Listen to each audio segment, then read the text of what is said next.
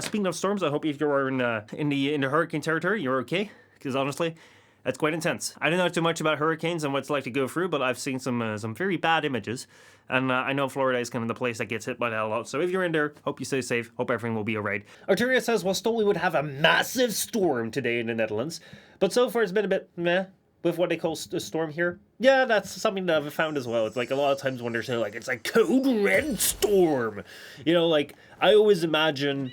If I hear about a code red storm, I always imagine there's like this one movie in Holland which no one else may be familiar with, but it's called The Chameleon. It's called The Chameleon, which means that it's all about two brothers riding a boat.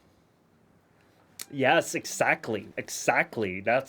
It makes sense, right? Makes sense. In that movie, there's like a big storm, and that's also always how I imagine like a code red storm. Because what is that boat? What's that boat movie storm like? That boat movie storm is like you see all these wooden houses and they're shaking about violently, and there's like this big ass storm tornado coming around, and then there's like this guy in like a wooden tower who's like going at like this air alarm, but not the air alarm that's like normally where people just press a button like like no, he's like in there like winding it like crazy, and like everything is like flying around. There's cows flying around, there's stuff flying around, and he's like, going like that, and I think he blows away or something like that, but it feels very, very intense.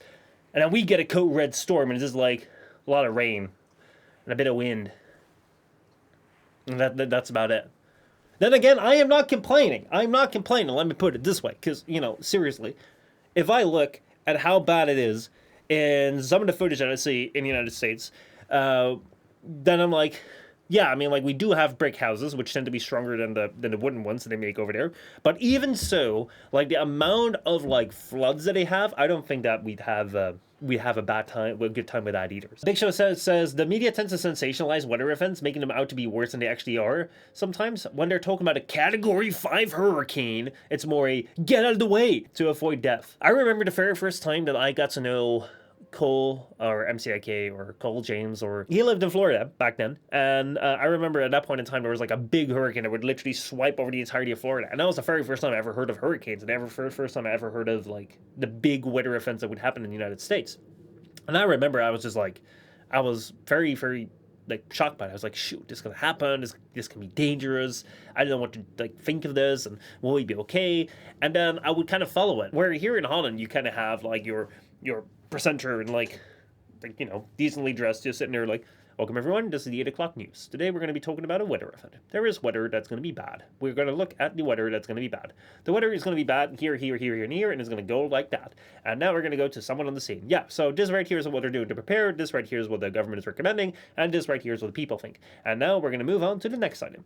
And then you go into American news, and it's like, CNN breaking news. Welcome everyone to a brand new breaking news event. It is so bad, like people are dying, gonna be dying, and everything is gonna be very, very bad. We're gonna now go over to our reporter on the scene. Welcome, I'm the reporter on the scene, and this is really, really bad. I'm in the middle of the hurricane right now, which is really, really bad, and I don't know what to do. This is really, really bad. So tell me, it is really, really bad. I have a person right here that I spoke to last time who said it was really, really bad. Oh man, it is really, really bad. So thank you very much for our reporter in the field where it is really, really bad. So now, what can you do about this situation that is really, really bad? We have an expert around here who knows all about the weather. Hello, I'm the expert, and I'll tell you that this is really, really bad. Are you sure this is really, really bad? Yeah, it is really, really bad. In my calculations, it can get even worse. So that's why you hear it, folks. It's breaking news right now. The situation of the weather is really, really bad, and our experts say that it can get even worse. Really, just right now, we spoke to our field reporter in the field, and they said that it was going to be really, really bad. Let's go back to that segment. Yeah, it is really, really bad. As you saw right there, it is really, really bad. Now, expert, what did you say again recently? Yeah, it's really, really bad. It's really, really bad, for sure. But what did you think? Yeah, I thought it was going to get worse. Oh, he for sure thought it was going to get worse. So stay tuned right now with our breaking news, as we're telling you that the weather right now is really, really bad. And here was the local, by the way, who said it was really, really bad, right? Yeah, it is really, really bad. All right, so that is our reporting. Stay live, stay tuned, as we're going to tell you all the latest and greatest about this really, really bad situation right now of the weather. Stay tuned. Breaking news. And that's kind of like American news. And yeah, it was, at that point in time, the first time I saw it, I was like, wow, you know, that must be really, really bad. But then you get to like compare them to each other, and it's like, well, I see what you're doing. And you get these little shots where there's people who are like, you see the comparisons where there's someone who is like standing in like this amount of water and it's like, I'm about to drown right now. And then, like you see the comparison shots between like what they're trying to show, like they're standing inside a boat inside a street or something when the street isn't even flooded or something like that. And you're like, okay, I see what you're doing. I see what you're doing. But yeah, at the same time, I don't want to take away that people do actually die and people are actually killed when they die. And yeah, that it is sometimes really, really bad. Arteria says, and then they wonder why the concentration is so bad in America with that kind of reporting. Well, speaking of like bad concentration and bad focus and bad attention, I wonder how it's going to be over the next coming decades, especially with people growing up on TikTok, which is like, it goes very fast, which again, I don't really think that TikTok necessarily is going to be as bad as YouTube or going to be worse as YouTube or going to be better as YouTube. I think a lot of it comes out of the content because there's also stuff on YouTube, which is not that great, according to researchers. So this right here is an article that talks about why kids shows like Cocomelon hamper critical brain development. Go into youtube.com/Cocomelon. You'll see that's quite a large channel because it's basically just like the channel that people who have kids give the iPads to their kids and they tell them to go watch this. So as you can see right there, Cocomelon, it's quite the large channel. Their live stream right now, it's like really big heads. And if you go to Cocomelon nursery rhymes, what do you see right there? That's like the PewDiePie intro. PewDiePie. It's got 183 million subscribers, and they're so weak that they couldn't even make a diss track towards PewDiePie when they were in the sub battle with him. And yeah, they just had to resort to YouTube striking down one of his pretty good songs. So yeah, not really a lot of respect for these guys in terms of YouTubers. Like they're pretty shit YouTubers, but as a company delivering content to kids, they're actually doing quite well. And one of the things that they do a lot is just like these little like videos, which I don't know how much I can show you about these, but if you just go to their videos and you go to their most popular videos right here, this right here is absolutely disgusting. 6.8 billion views on one of their videos, just because the things that people do is like they just hand the iPad to the children watch that as though it would be television, and it just autoplays and autoplays and autoplays, and it keeps on autoplaying, and yeah, it's insane. Basically what I do is they make these like short form videos, 2 minutes, 3 minutes, 2 minutes. It's all about like doing these little like nursery rhymes from like the States, or the nursery rhymes in English, which are going to be, kind of reminiscent to like a lot of children. It's going to captivate them. They have a lot of like bright colors. They have a lot of, things that return, it captures the attention.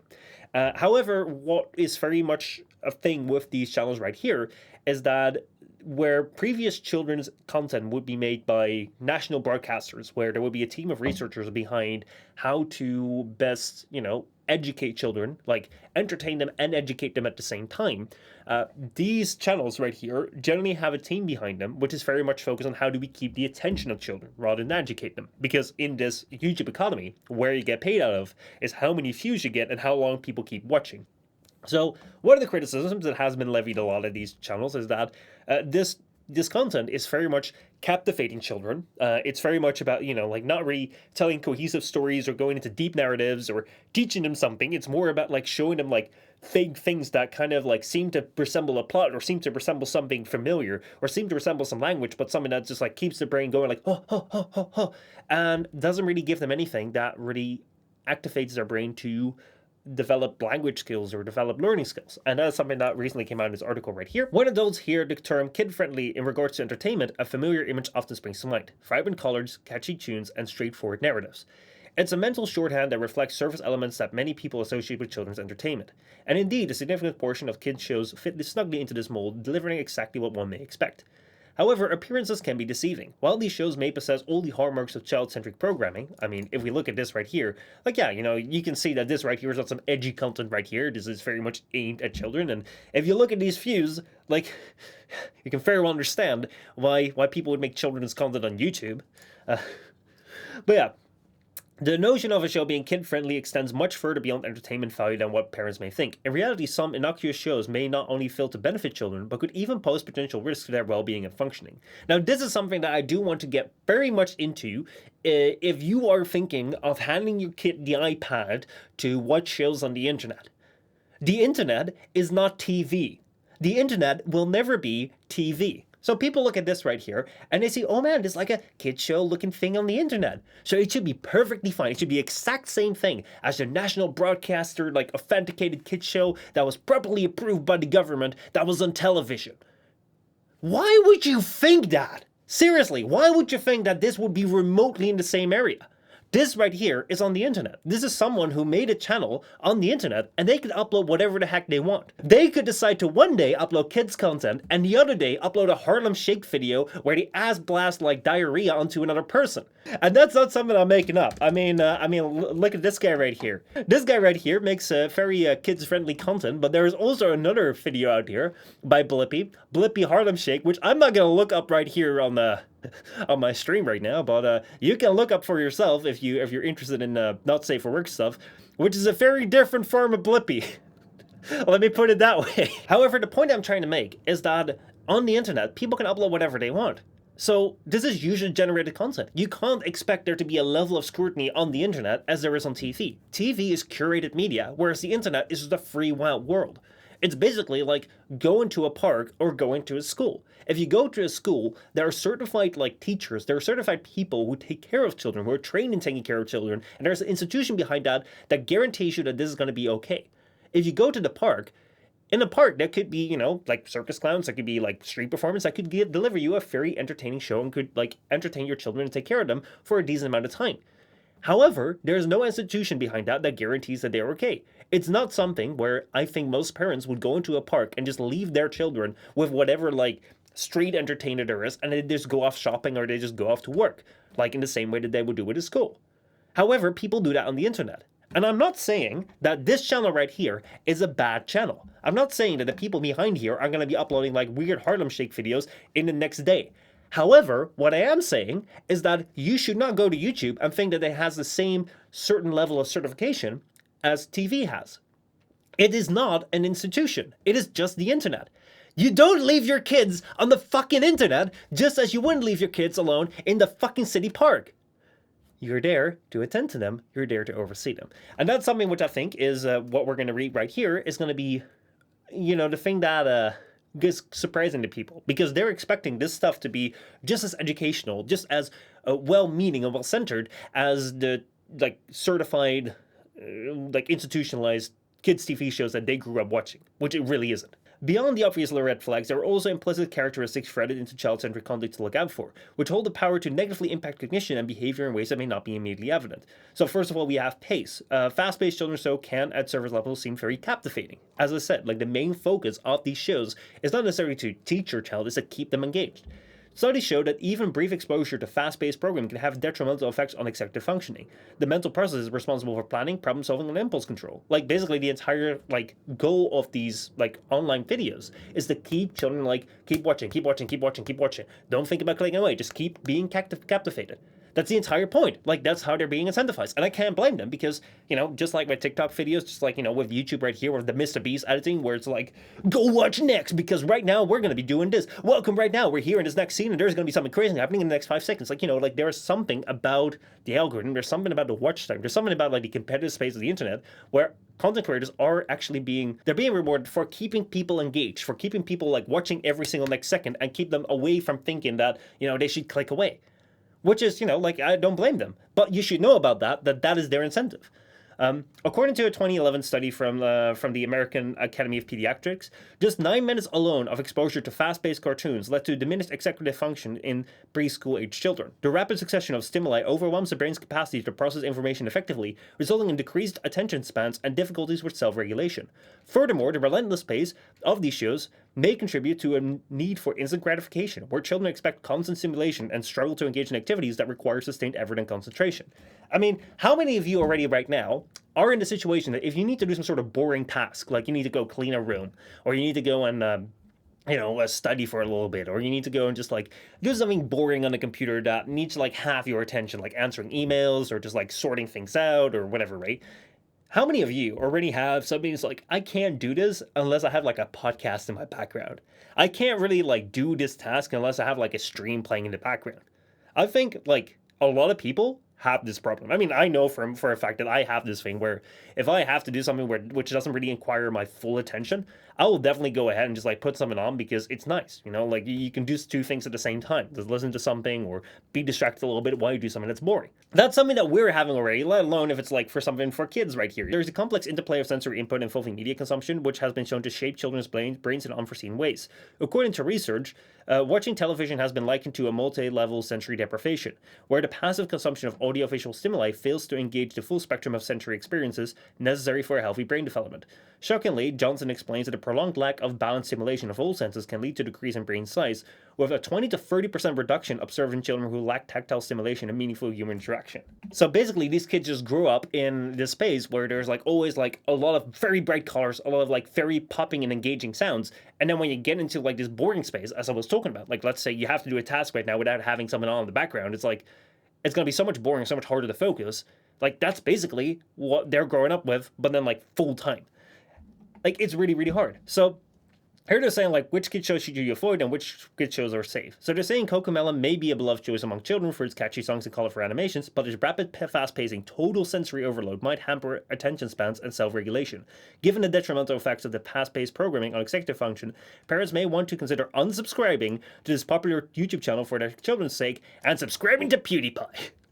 Actually, I just added that on there. I thought there was also like another thing right here, which talked more about like how Cocomelon very much like the way that they speak is not entirely like language. The way that they sing things and their structure of their narratives are not entirely like full closed stuff narratives. They're very much geared towards making children watch, and they have like research teams that look towards children like as they're watching their content, and the moment that the eyes just like glints away, they're like, okay, we have to adjust that so they don't ever like look away from the screen. I think I've read that somewhere, though then again I don't have the source to back it up right now, so just make that be my speculation.